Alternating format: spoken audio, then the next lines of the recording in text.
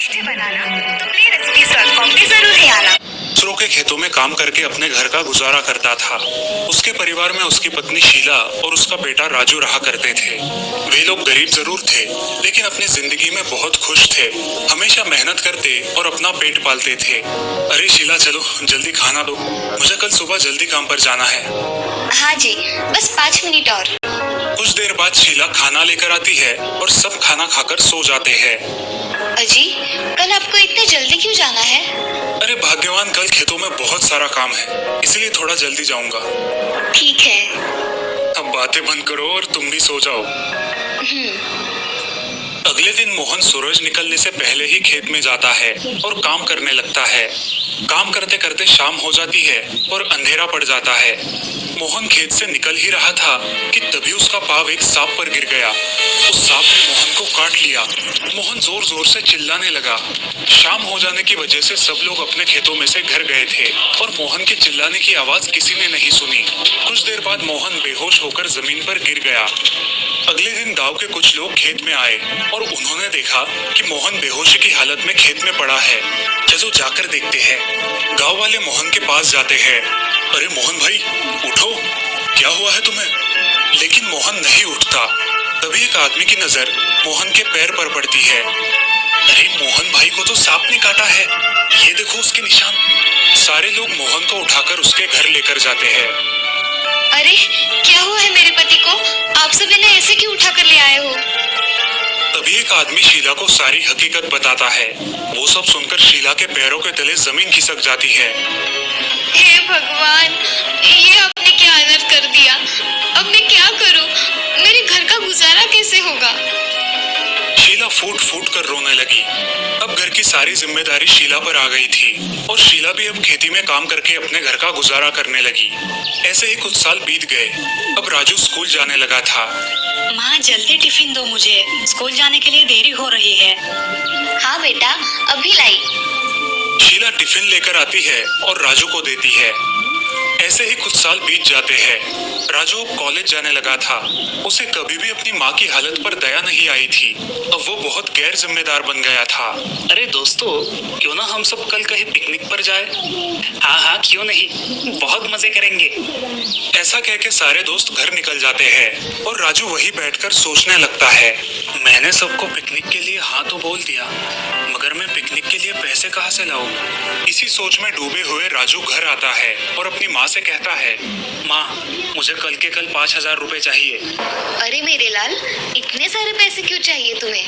और मेरे पास तो इतने पैसे नहीं है बेटा।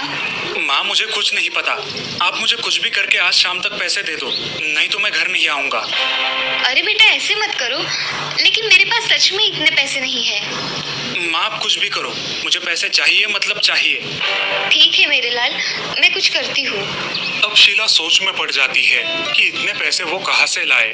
शीला अपने खेत के मालिक के पास जाकर आधे पैसे उनसे उधार लेकर आती है, लेकिन फिर भी पैसे कम पड़ रहे थे। अब शीला अपने पड़ोसी के घर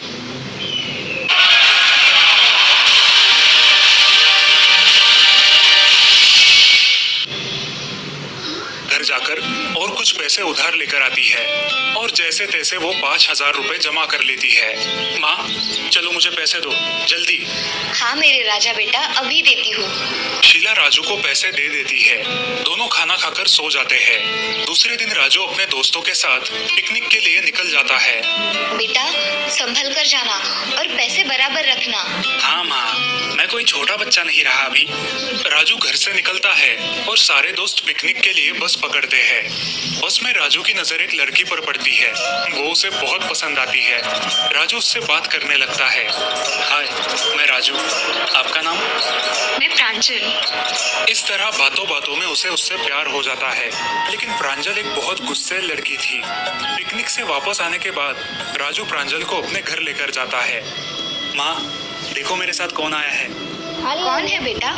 शीला प्रांजल की ओर देखती है, लेकिन प्रांजल शीला की ओर बहुत गुस्से से देख रही थी। कुछ देर रुकने के बाद प्रांजल उनके घर से निकल गई। माँ, कैसी लगी प्रांजल तुम्हें? मैं उसी से शादी करने वाला हूँ। बेटा, मुझे ये लड़की सही नहीं लगी। तुम्हें इससे कई अच्छी लड़की मिल जाएगी। आप मत सिखाओ मुझे। मैं शादी करूंगा तो सिर्फ प्रांजल के साथ ही। ठीक है बेटा, जैसे तुम्हारी मर्जी। तुम्हें पूरी जिंदगी निकालनी है उसके साथ। अगर तुम दोनों खुश रहते हो तो मुझे क्या दिक्कत हो सकती है। कुछ दिनों बाद राजू और प्रांजल की शादी हो गई। फिर एक दिन प्रांजल अपनी सास के साथ झगड़ा करने लगी। मैं कुछ काम नहीं करूंगी, तुम्हें करना है तो करो, नहीं तो छोड़ दो। अरे बेटी, पर मेरे जाने के बाद ये सब तुम्हें ही तो करना है ना। तभी का तभी देखा जाएगा, आप मुझे मत सिखाओ। शाम को जब राजू घर आता है, ए जी देखो ना, तुम्हारी माँ कुछ काम नहीं करती और मेरे से सब करवाती है और ऊपर से झगड़ा भी करती है। राजू बाहर जाता है और अपनी माँ को खरी खोटी सुनाता है। प्रांजल ये सब देखकर बहुत खुश हो जाती है। अब ऐसे ही चलने लगा। प्रांजल हर रोज राजू को उसकी माँ के बारे में भड़काती रही, राजू को अपनी माँ से दूर करती रही। ऐसे ही एक दिन उसने अपने खुद के हाथ थोड़े जला लिए और शाम को जब राजू घर आया, ए जी देखो, आज आपकी माँ ने क्या किया। मैंने काम करने के लिए मना किया तो आपकी माँ ने मेरे हाथ जला दिए। प्रांजल की बातें सुनकर राजू बहुत गुस्सा हो गया। उसने अपनी माँ को घर से बाहर निकाल दिया। अरे बेटा, मैंने किया क्या है जो तुम मुझे घर के बाहर निकाल रहे हो। और मैं इस उम्र में कहाँ जाऊँ बेटा। जरा अपनी बूढ़ी माँ के बारे में तो सोचो। ऐसा मत करो बेटा। ये रोना धोना बंद करो और निकलो मेरे घर से। बेचारी शीला अपना सामान लेकर घर से बाहर निकलती है। वो पास ही के एक मंदिर में रहने लगती है। ऐसे ही कुछ दिन बीत जाते हैं। एक दिन अचानक राजू के सीने में दर्द होने लगता है। अरे सुनो प्रांजल, मेरी छाती में बहुत दर्द हो रहा है, मुझे हॉस्पिटल लेकर चलो। प्रांजल राजू को अस्पताल लेकर जाती है।